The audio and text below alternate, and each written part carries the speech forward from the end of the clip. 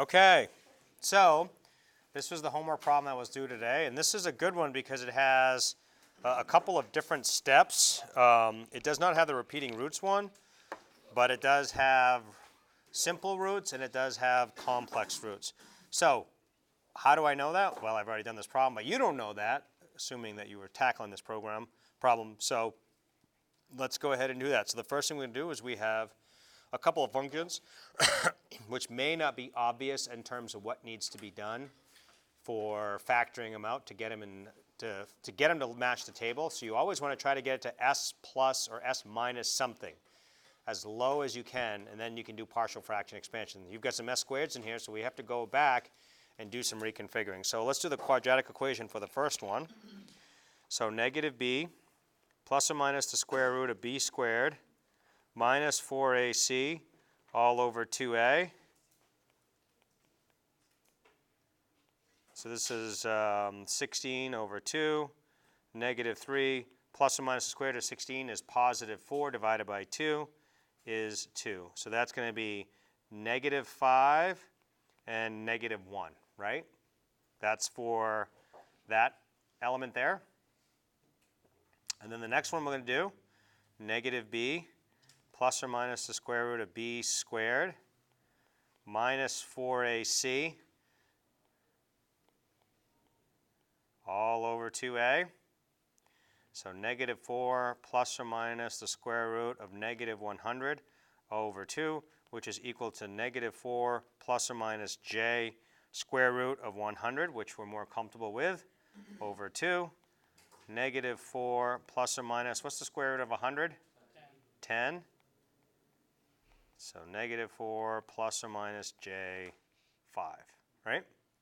So now I'm going to rewrite my f of s. Now, because I have it fully factored out, or as low as I can factor it, it should make it a little bit easier. So that is equal to 12s all over s plus 1. Remember, these are roots, right? So whatever you plug in for s in those, it's going to evaluate. Yes? Does the 4 get divided by 2 as well, or is it only what's under the square? I already did, because it was originally an 8. Okay. Yep. So I plug in whatever root is, and it evaluates to 0. So I'm not going to plug in a negative 1 or put a negative 1 here. Right? I have to put in a positive 1 so that when I plug in s equals negative 1, that turns out to 0. So then times s plus 5, again the negative of the root. And now, because these roots are complex, it's much easier to do things in terms of the s minus alpha quantity squared plus omega squared. So this becomes s plus 4, that quantity squared plus omega squared. And that's the f of s written to as far down as we can factor it. So now we can do partial fraction expansion, a over s plus 1 plus b over s plus 5 plus c at an angle of theta, because the roots are complex, which means the algorithm that we're going to use makes it easier to solve for solve for complex numbers, the coefficient being complex, as long as we have it set up correctly. So let's give myself a little more room. We're going to solve for a. So a is going to be equal to f of s, multiply both sides by whatever is on the a coefficient. So it's going to be 12s over s plus 5 times s squared plus 8s plus 41. And then I evaluate it at the root of that coefficient, so that becomes negative 1. So you have negative 12 over 5 minus 1 is 4.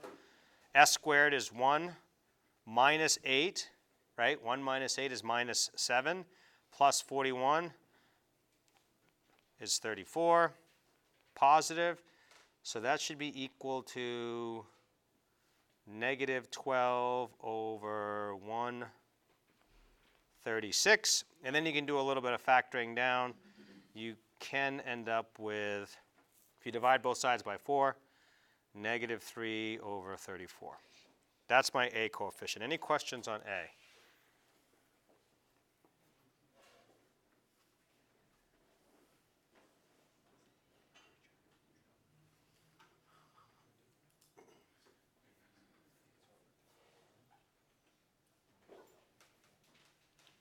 Questions on A? Are you still processing, or do you not have any questions? All set? Can we go on to B? All right, so now B, I multiply both sides by whatever's under the B coefficient, which means I cancel out the s plus 5. S squared plus 8s plus 41. And the only reason why I don't put this in that term, it's still going to be s squared plus 8s plus 41, but it's a little easier for me, I think, to evaluate when it's written out in that form. You just have the two s terms there. So I think it's more straightforward to do it. You can do whatever you want. It doesn't matter. S equals minus 5, so that equals negative 60 all over negative 4 times 25 minus 40 is minus 15 plus 41 is 26, so that's negative 60 over 80, that's now, where do I have it here? Negative 60 over 104, negative. So I can divide that out by 4, and then the negatives will cancel, right? So that becomes 15 over 26. And now I'm on to C at an angle of theta. Okay? Multiply both sides by whatever is under the C at an angle of theta coefficient.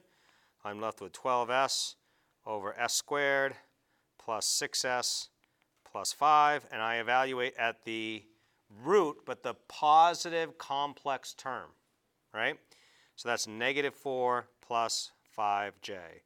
So that's going to be equal to negative 48 plus 60j all over, and there's no way I'll be able to do this in my head, so you can do that in your calculator.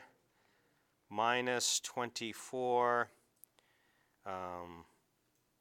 plus 30j plus 5. If you do that, the calculation I ended up with is 2.58 at an angle of minus 71.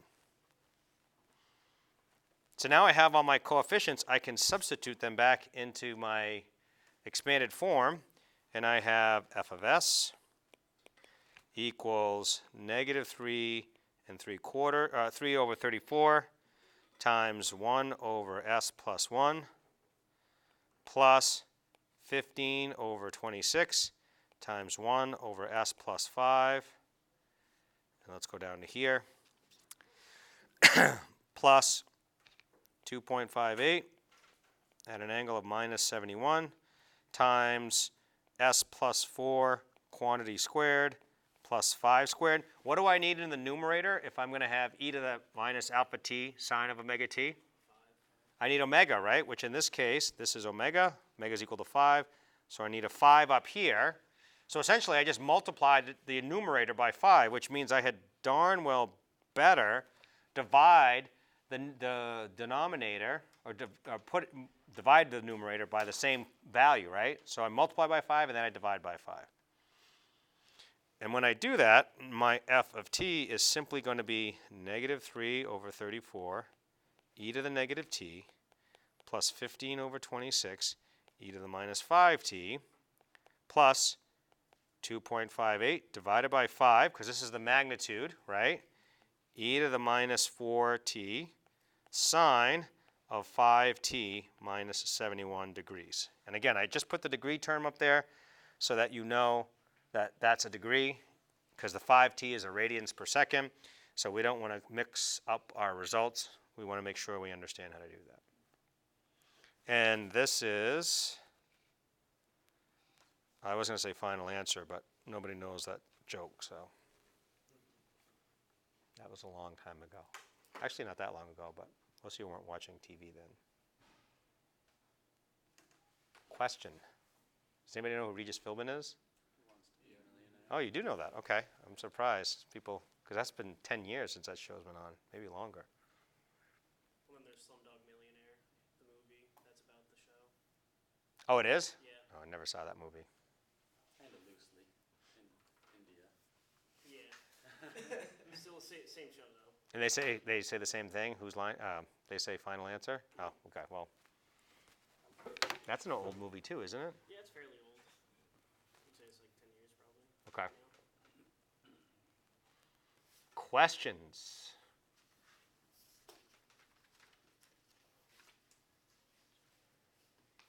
Know how to do this? Because this is a key thing to be able to do Laplace, is going back in the time domain.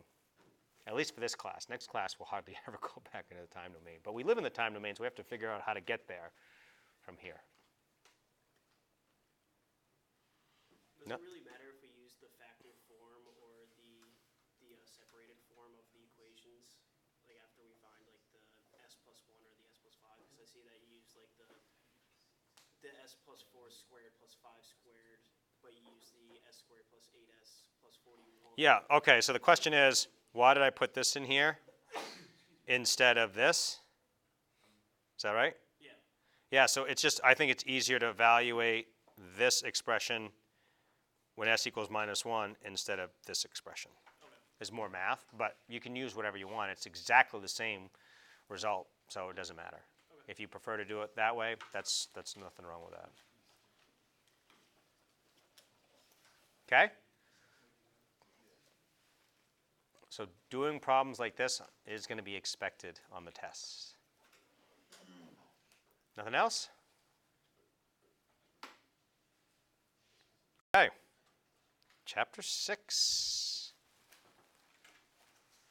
Circuit analysis, right? Now we have this massively powerful tool called Laplace, right?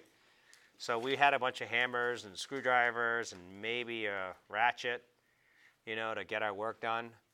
Now we've got, we've got a drill powered, 18, 24 volt, 48 volts, who knows? What's the bad boy? But now we get something that can really either brute force it or it can finesse it too. That's the other nice thing about Laplace. So we have this really powerful, useful tool. So we are EETs, right? We're into electrical. So let's do circuit analysis with Laplace. And that's going to be a natural extension for those of you who are in 112, or it should be 312, AC circuit analysis, because we've already talked about it. We've already said that S equals J omega, right? In circuit analysis, we just rewrite all our equations with a J omega, and circuit analysis is exactly the same, whether you do it Laplace or you do it with steady state analysis, okay? So hopefully that'll help make your work a little bit easier. So just like you did in AC circuit analysis, or are currently doing, we live here in the time domain, right? But we're going to convert that from the time domain into the Laplace domain. In AC circuit analysis, you do everything in the steady state domain, right? Everything is done with J omega as your variable, no longer as a function of t, but as a function of J omega. We're going to do the same thing here. So we have to convert everything to the S domain. So essentially, we have R, L, and C in the time domain. We have to figure out what those need to be converted to in the Laplace domain. How do we convert a resistor, an inductor, or a capacitor from the time to the Laplace? Well, every circuit analysis tool that we've done up to this point in the time domain has to be available to us excuse me, in the Laplace domain. Otherwise, we can't continue with this work, right? So everything needs to work. And the big one we're going to use is Ohm's law. So if we have a resistor here, right, with a current I of t through it and a plus to minus voltage drop through it, that's in the time domain. What we need to do is make sure, I forgot to put the value of R here, we need to get a voltage that's in the Laplace domain and a current that's through the resistor that's also in the Laplace domain, and we have to make sure that they are the same result. Ohm's law over here says V of t equals R I of t, right? If I take a resistor in the time domain, I should be able to convert that equation into the Laplace domain. So my V of t just becomes V of s, right? That's just a transform function. My I of t becomes I of S. What happens to my resistor? What did we say about multiplying by constants in the time domain? What are they similar to? Multiply by a constant in the time domain, what is that similar to? Multiplying by that exact same constant in the Laplace domain, right? So if we're just multiplying by a constant in the time, you multiply by that same constant. So what do you know? You just multiply by R. So schematically, that just becomes a resistor. Just like in steady state analysis, right? Have you gone through that in 112, those of you who are taking it now? Isn't a resistor just a resistor, whether it's in the time domain or in the frequency, complex frequency domain? It's just R, isn't it? There's no change. So it's the same exact result. So we got our resistor done. Whoops. Let's see if I can grab both of those. Let's look at our capacitor now. And I'm going to draw it this way. So I have a plus to minus Vc of t here. And I have a current IC of t that's going into the capacitor. We can't really use Ohm's law, right, to do that because Ohm's law is V equals IR. Didn't really look at anything but resistors. But to understand capacitances, you have to use, I think it's Faraday's, not Faraday's law. Is it Lenz's law? I can't remember. Some old dead guy. How's that? You can take a look what the equation is. I can't remember off the top of my head who actually came up with the equation.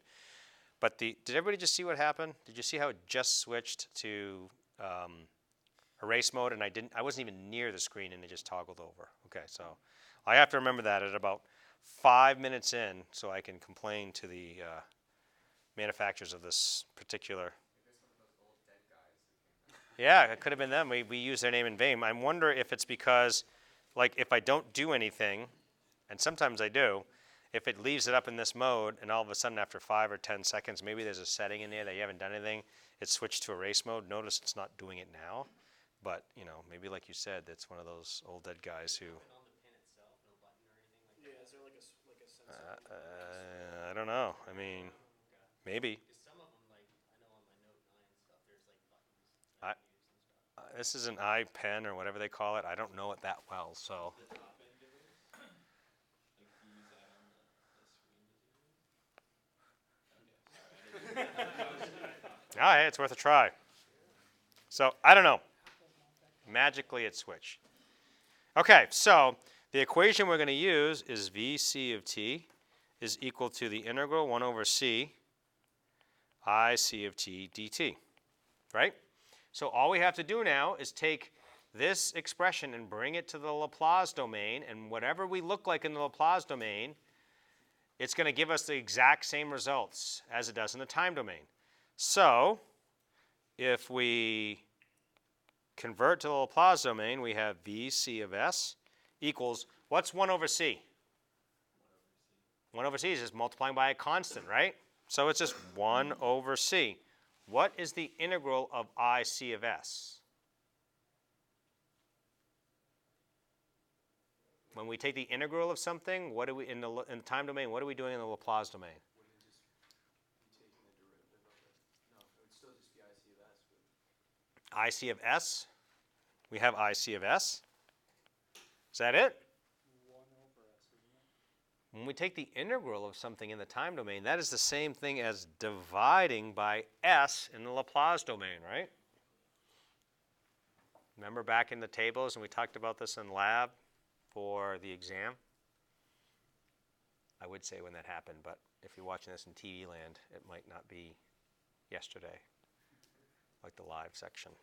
So this is the same exact formula.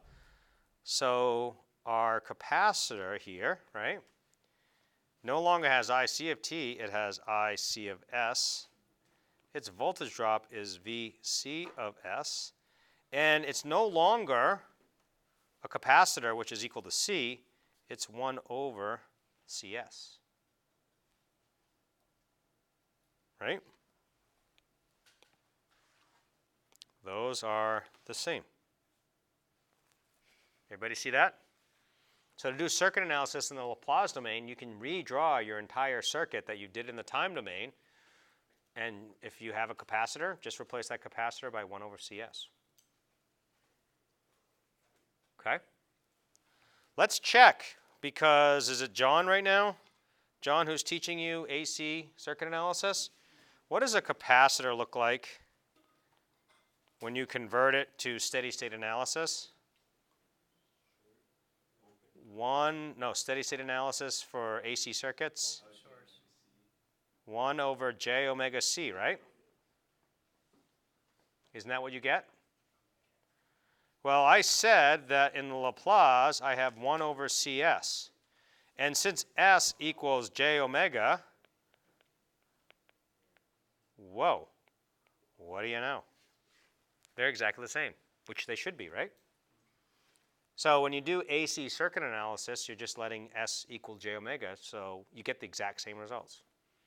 So the impedance method that we use for Laplace is very similar to what you do for steady state analysis. You just use j omega instead of the variable S. But it's the exact same result, which it should be. Otherwise, if AC circuit analysis gives you correct results, but Laplace doesn't, then something's wrong, right? So they all should give you the same results. So AC circuit analysis is just a very specific generalization of general circuit analysis, right? So Laplace, you can do general circuit analysis, but AC circuit analysis, it only works with AC signals. It doesn't work for DC, correct? But Laplace works for both. You can do DC or AC, and it doesn't matter. Last one we'll do is our inductor.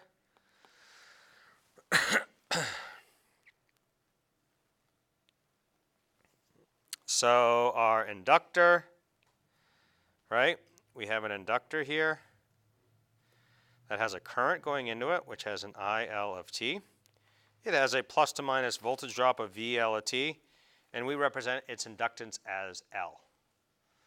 So if you recall, and I think this is Lenz's law, we have VL of T equals L DIL of T dt, right? That's how you solve for the voltage drop across an inductor, which should be the same. We should get the same results if we do it in the Laplace. So bring this to Laplace. This is no longer VL of T, but VL of S. Multiplying by L in the time domain, what do you multiply in the Laplace domain?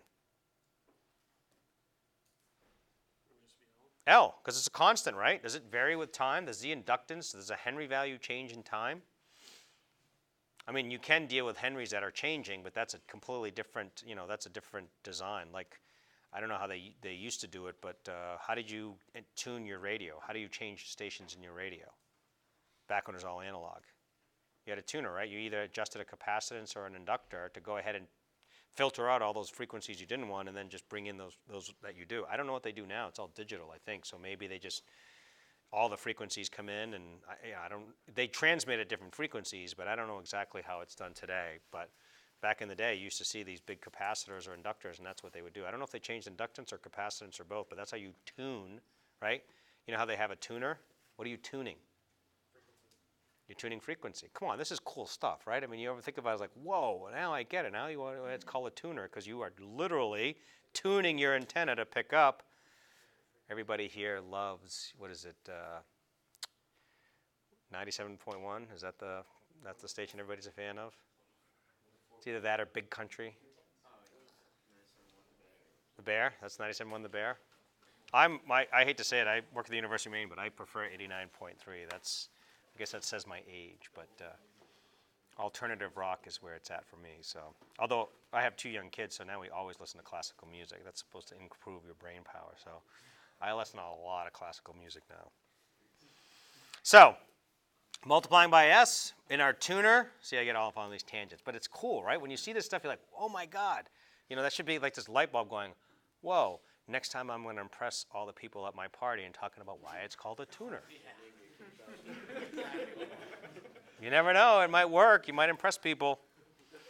So, L di dt, a multiply by L in the time domain, multiply by L in the Laplace domain. Taking the derivative of a function in the time domain is the same thing as doing what in the Laplace domain?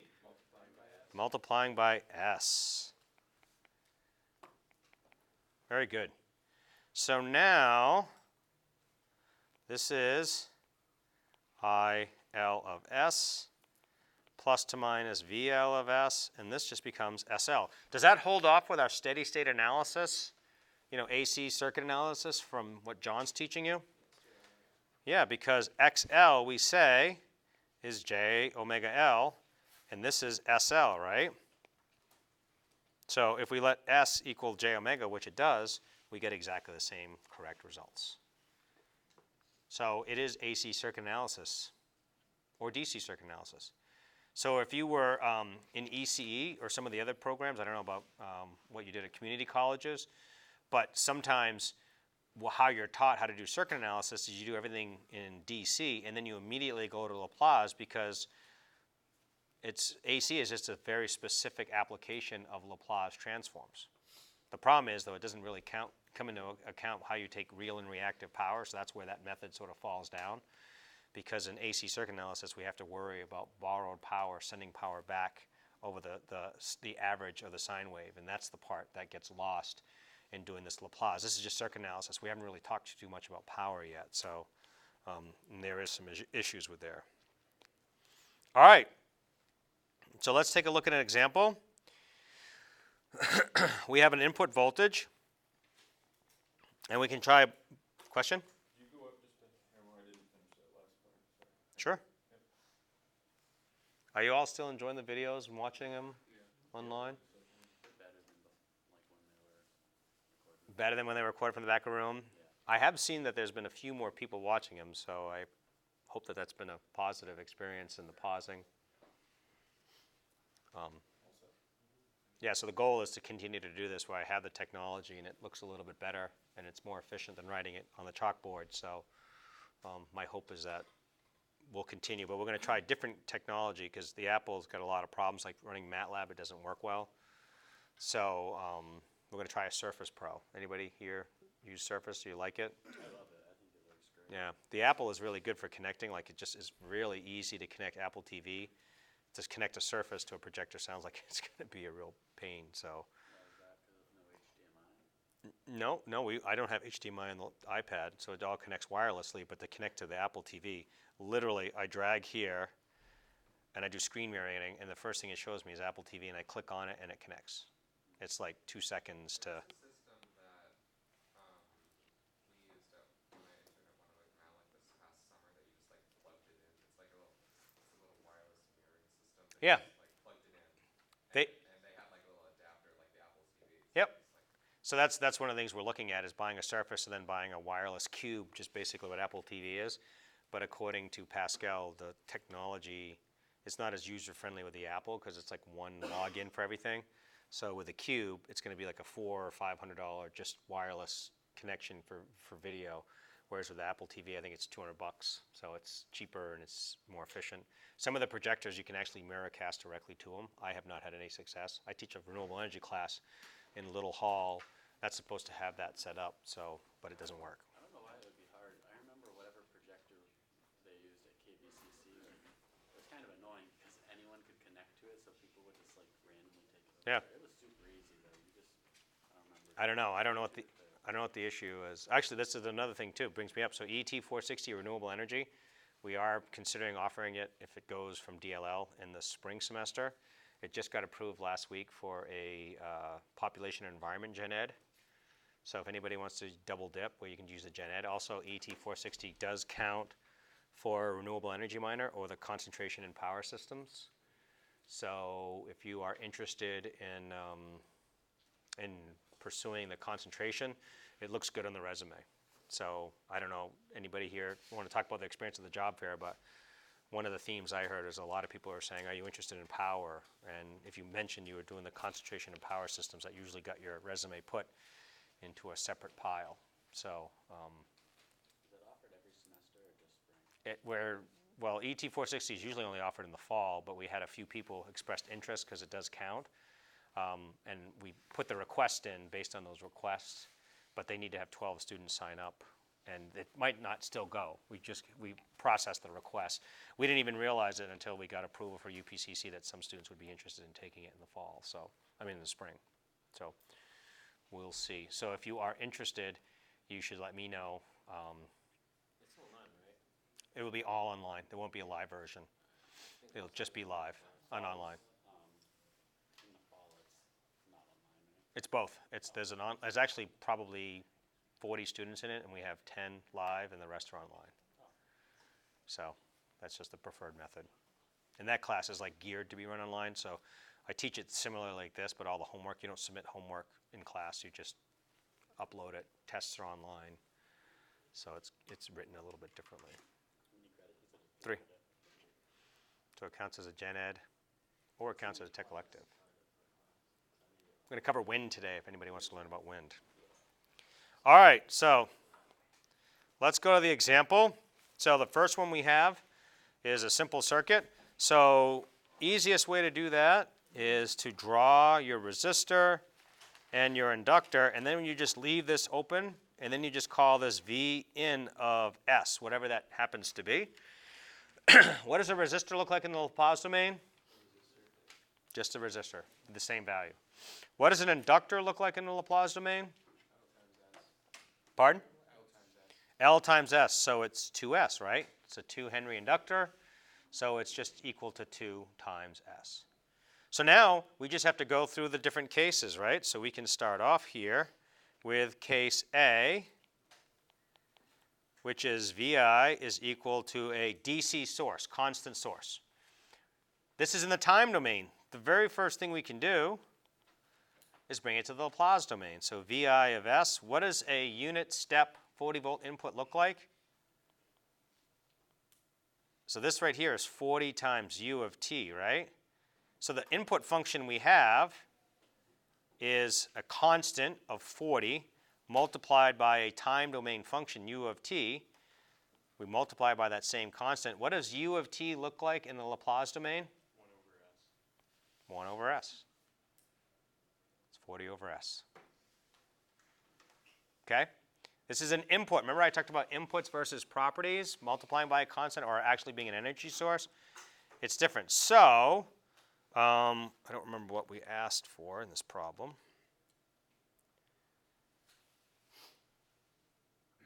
So we're going to solve for VL of S and IL of S. Perfect, okay. So here's my circuit.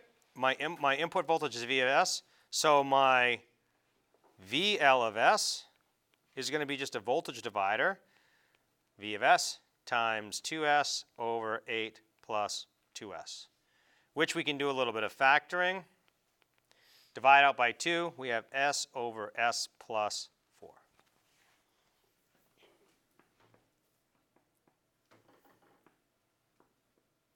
Okay? For IL of S, we're going to take VI of S and divide it by our impedance, right? It's just an impedance at this point. So in the case of VL of S, this is multiplied, not equals. We're going to let that equal to 40 over S times S plus 4, which is equal to 40 over S plus 4. Do I have to do partial fraction expansion? No. Why not? Because there's only one function there, right? There's only an S plus 4 in the denominator, so there's not multiple functions. There's a single function. So this pretty easily goes back into the time domain, which is 40 e to the minus 4t. My IL of S is going to be equal to 40 over S all over 8 plus 2S, which is equal to 40 over S times 8 plus 2S. This I'll have to do partial fraction expansion. Also, you'll note that what's multiplying the S? Is it 1? It's not 1, right? It's 2. So I have to factor out whatever's multiplying the S term to get rid of it. So if I factor out a 2, I have S times S plus 4. Right? So now this needs to be partially fraction expanded to get that term. So A is equal to 20 over S plus 4, evaluated at 0. And B is equal to 20 over S, evaluated at S equals minus 4, which is minus 5. So, whoops, why won't that go? My IL of S is going to be equal to 5 over S minus 5 over S plus 4, which is equal to 5 minus 5 e to the minus 4t.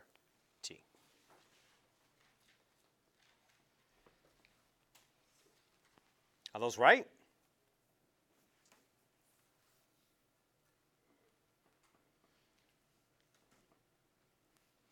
Are those right?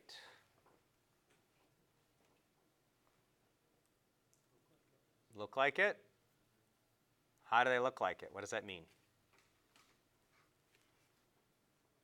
Why don't we check? How would you check to see if those are right?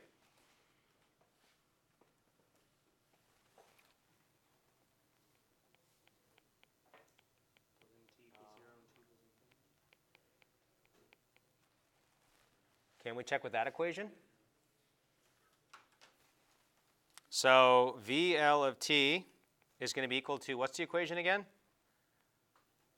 VL of infinity Minus V initial or V0. Wait, not minus. is plus Minus V infinity. Okay. What is VL of infinity equal to? What does the voltage drop across a fully charged inductor look like? What does the voltage drop across a fully charged inductor look like? 0, right? Because it's a short circuit. There's no more voltage being developed. What does VL of 0 look like? If you aren't sure, 40 volts, 8. What does the inductor look like? It's an open circuit, right? Because there was no current flow, we're assuming before, and there's no initial condition. So what does the VL of 0 plus equal to? 40 volts. So we've got VL of infinity, VL of 0. The only thing we're missing is tau. What does tau equal? L over R, so it's 2 over 8, which is equal to 1/4. So VL of t is equal to 0 plus 40 minus 0 e to the minus t over 1/4, which is equal to 40 e to the minus 4t. Is that the same as that?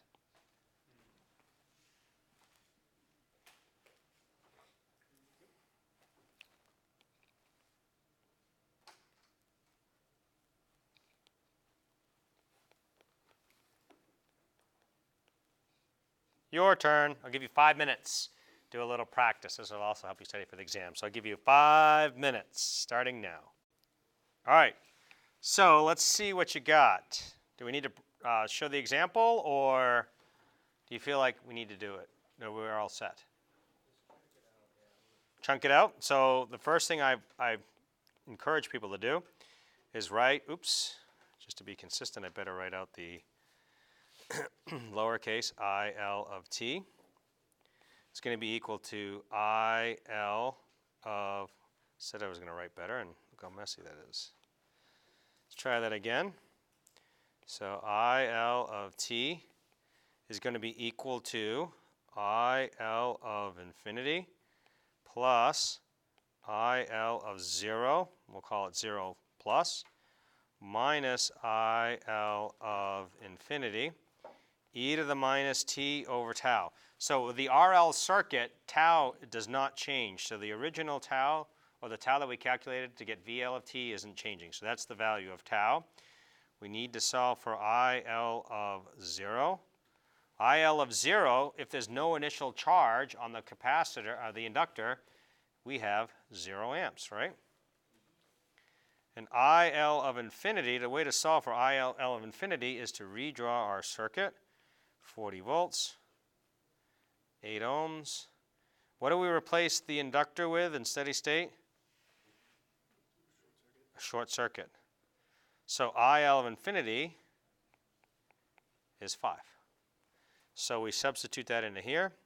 5 plus 0 minus 5 e to the negative t over 1/4, which is equal to 5 minus 5 e to the negative 4t, which matches that result.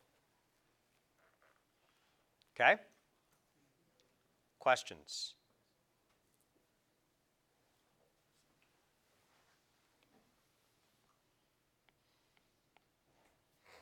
If there's no questions,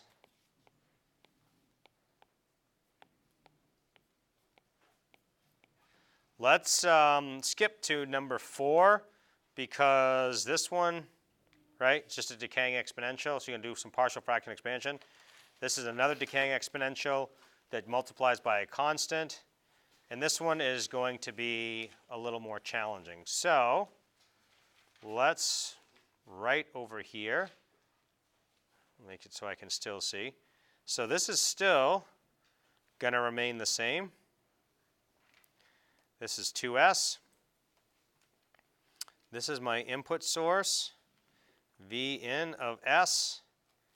This is the current, IL of s, and the voltage, VL of s. So everything we did before, VL of s is equal to VI of s times s over s plus 4, and IL of s equals VI of s divided by 2s plus 8. That doesn't change. What changes now is VI of s. So we know that VI of t is equal to 20 cosine of 2t, right? That needs to be converted to VI of s. So what do we do with the 20? Just multiplies there. What is cosine of 2t in the Laplace domain? Remember your tables? We've done the sine, right, which is omega over s squared plus omega squared. What would cosine be?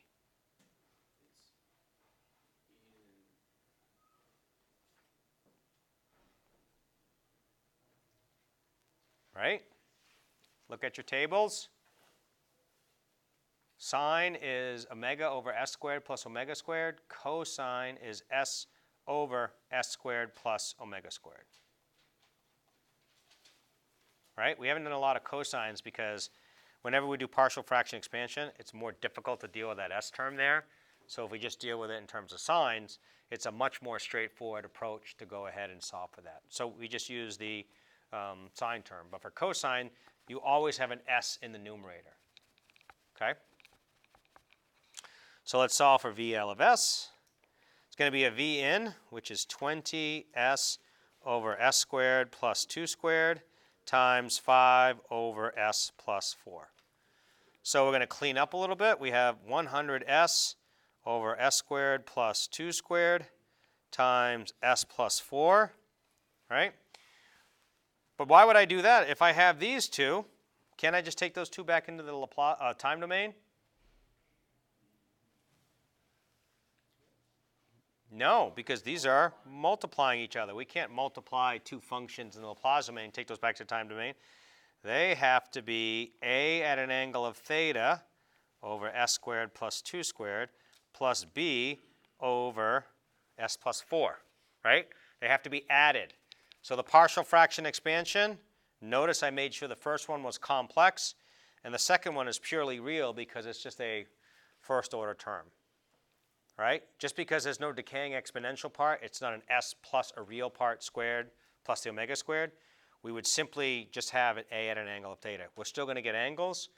It just won't have a decaying exponential. So a at an angle of theta is going to be equal to 100s over s plus 4, evaluated at s equals positive 2j. So that's 200j over 4 plus 2j. Anybody know what that is? I can't do that off the top of my head.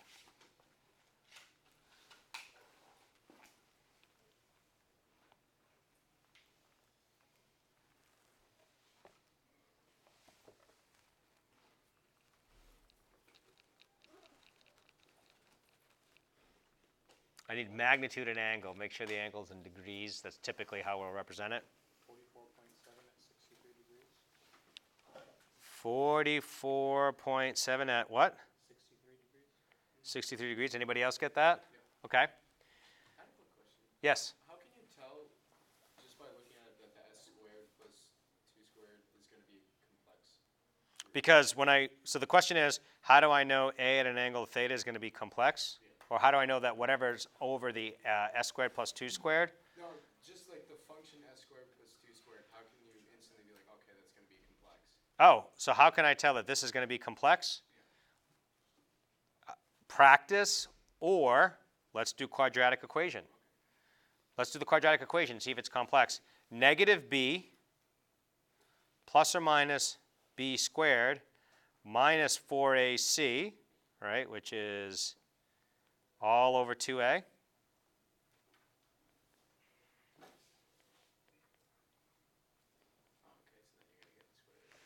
Right? Whenever there's no b term, it has to be complex. Okay? If you don't have a b term, if there's no b times s, you must have a complex number. And the reason being is because this s squared here. Anytime you plug in something and you square it, what happens to the negative sign? A negative number squared becomes a positive number. So unless this was a negative number, like a negative 17, you can't cancel out the root. And in the real world, you'll never have negative numbers there. They'll always be positive. Why won't there be a negative number here?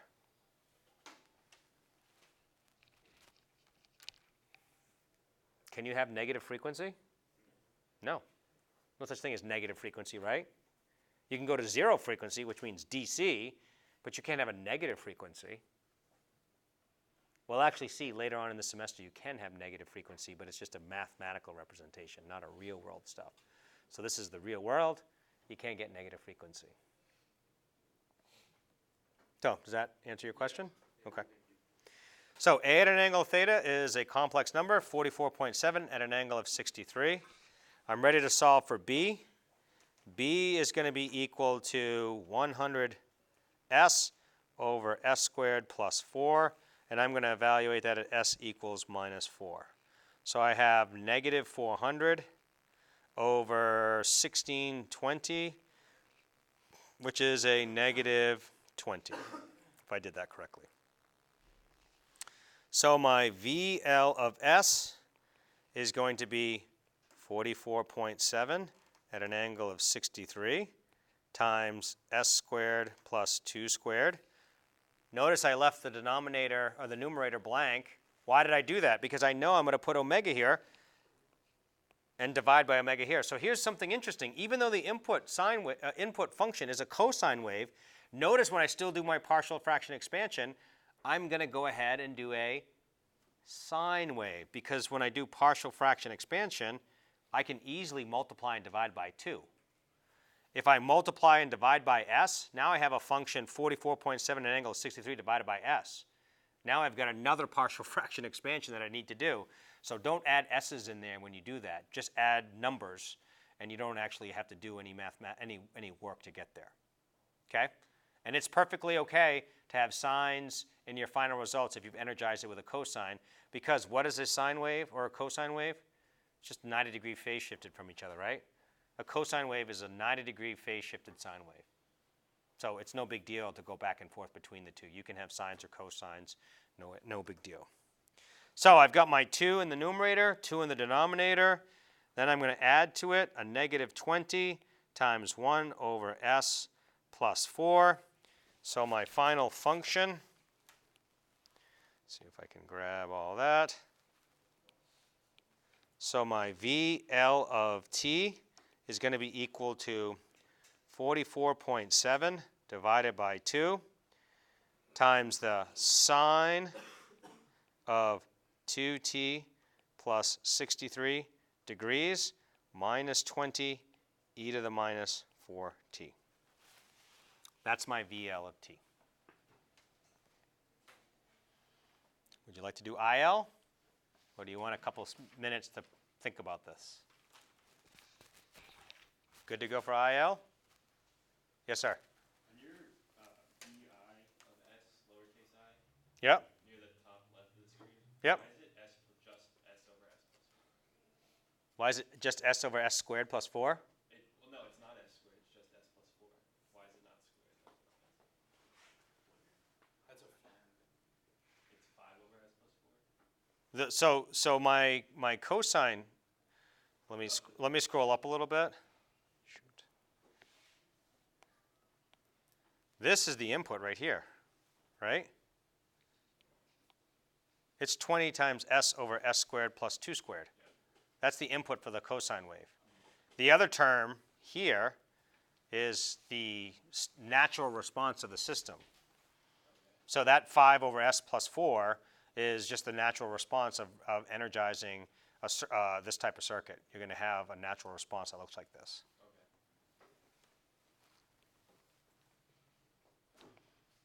Okay, so let's do IL of S.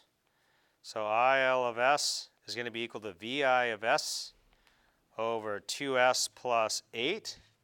And we already said VI of S is 20 times S over S squared plus 2 squared. So that's 20S over S squared plus 2 squared, all over 2S plus 8. Right?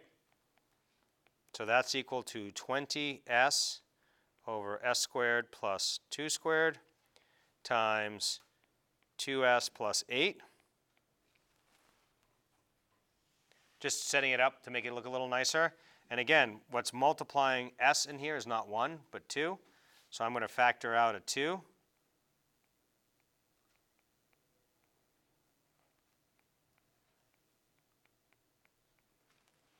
And I'm left with that term. That is going to equal A at an angle of theta over S squared plus 2 squared plus B over S plus 4. How come that 2s plus 8 doesn't go to the numerator? The only way it would go to the numerator if it was 1 over 2S, Oh, okay. right? When I divide, it's like saying 3 over 4 over 8. That's equal to 3 over 32, right? It's not equal to 24 over 4. Yeah. You just multiply the denominators at that point. It's only when you invert it. So A at an angle of theta, are you getting bored with this approach? It's very consistent. So A at an angle of theta is going to be equal to 10S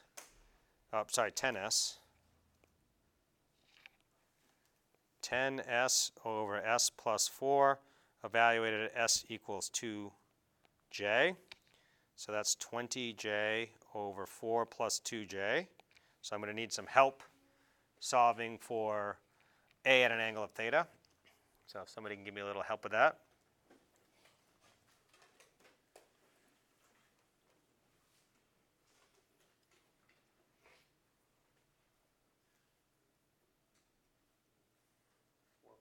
.47 and 63. 4.47 at an angle of 63 degrees. Thank you. And B is going to be equal to 10S over S squared plus 4, evaluated at S equals minus 4. So that's negative 40 over, again, negative 4 squared is 16 plus 4 is 20. So that equals negative 2. So I need a little more room again. Whoops. So my IL of S, writing it all out, is going to be 4.47 at an angle of 63. I need S squared plus 2 squared, right? So multiply by 2, divide by 2 to get the omega term there. And then this becomes minus 2 times 1 over S plus 4. Now I'm ready to go back and solve for IL of t, which is equal to 4.47 over 2 sine of 2t plus 63 degrees. So essentially this comes down here, and then the theta term goes in the sine wave. This is omega, so that becomes omega right there, minus 2e to the minus 4t. Pause for a moment.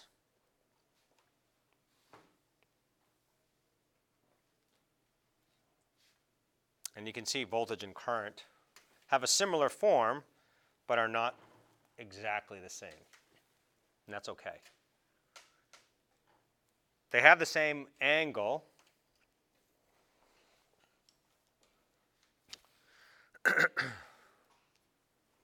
Is that correct? I'm trying to think.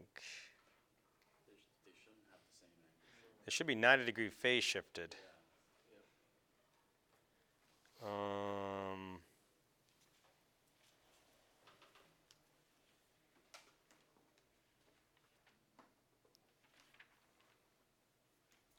Let's see. Oh, it's because you're doing a cosine, so you have to take that 60 out. No, that shouldn't make a difference.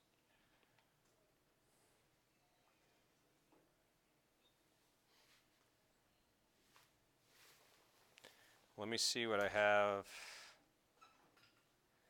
here. Whoops.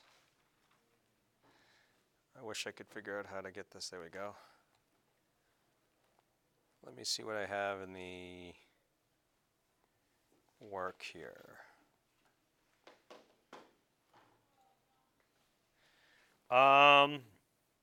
Interestingly enough, this, did I not cancel something out?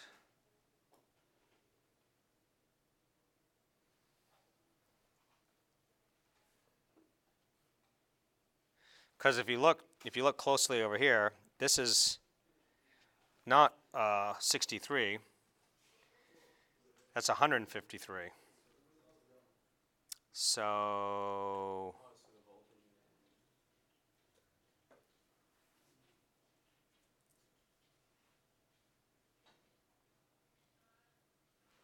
I think I know the mistake. Let me go back over here.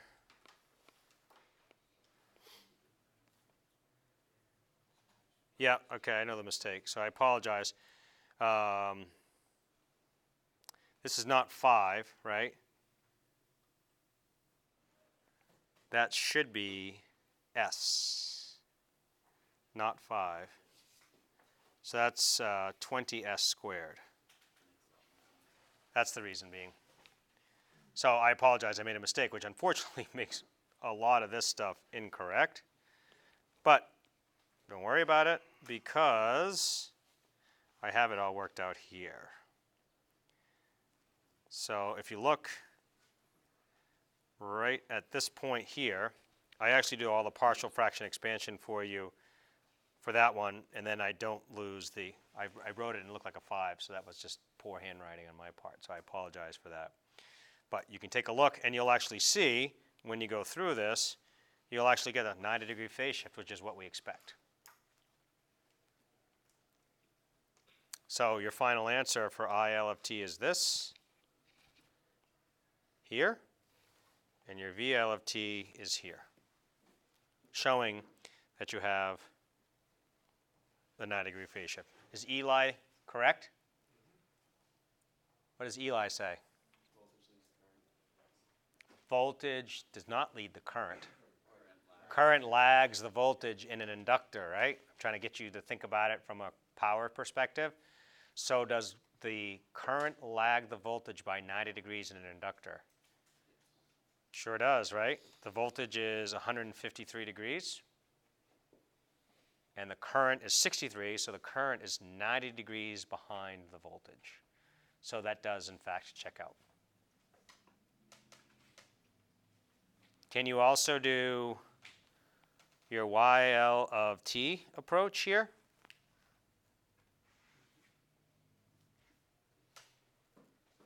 Can you do YL of t to check it?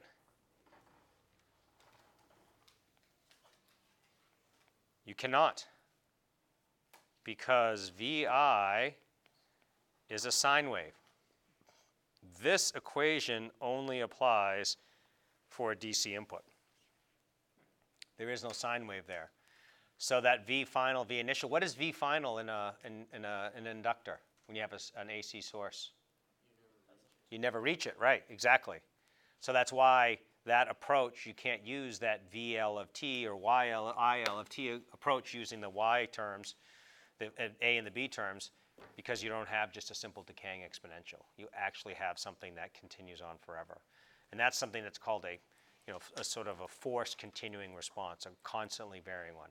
And so that's a nice way to handle it with steady state analysis, right? Do everything with steady state, with AC, and you're good to go. See, I just did it again there. Wasn't even near it, so. Yeah, I don't know. I didn't blame anybody on this one, so who knows? So, questions on that? It's a very repetitive process, right? Take everything to the Laplace domain. So your capacitor, kind of summarizing here, your capacitor goes like this. Whoops, too big.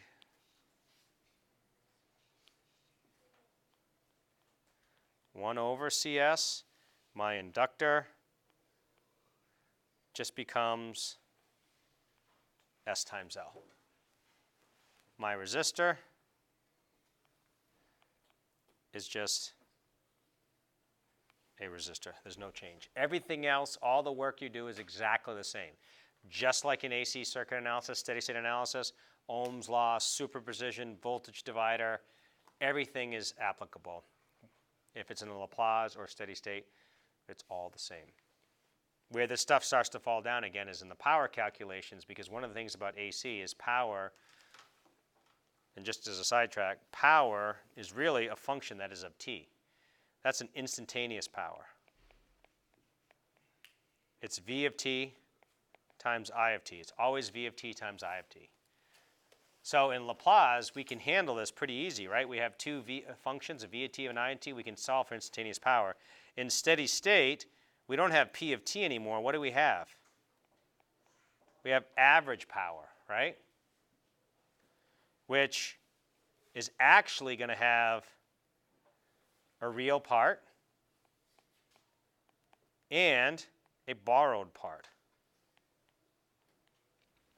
Because sometimes the capacitor or the inductor is charging, sometimes it's discharging. So in the real world, if you have a load, right, that has, let's say it has an inductor, there are times when P is going in and then time when P is going out. So it stores it and then discharges it, stores it and then discharges it. So if you were to monitor the power flow over a transmission system, you would actually see some power going back into the generators. Those generators have to have the ability to take power back as part of their cycle. And that gets very complicated, so we just do things in terms of AC and simplify that. And that's what you learn in 112. And that's where a lot of the traditional ways of teaching Laplace, you don't include that because we just do instantaneous power. But this is technically the correct way to do it. But unfortunately, it doesn't do a very good job of characterizing, okay, well, fine. Do I really care about instantaneous power? Do I care about averages over long periods of time? I care about current and how it impacts the system voltage. And so that's why 112 is so important, because that's how the grid is operated. That's how it's run. So I got off on a tangent a little bit, but any questions? What are we doing for time? Ooh. No questions? All right, let's stop here, and then we'll pick up 6.2 on Thursday. Actually, you know what? Let's do a homework problem. So the problem that I made a mistake on, why don't you all do that for Thursday? You have the answers. You know how to do it, so just try it and see if you get the 90-degree phase shift. And if anybody wants to simulate it in multi-sim or something like that, we could check our results. It's on page 5 of chapter 6.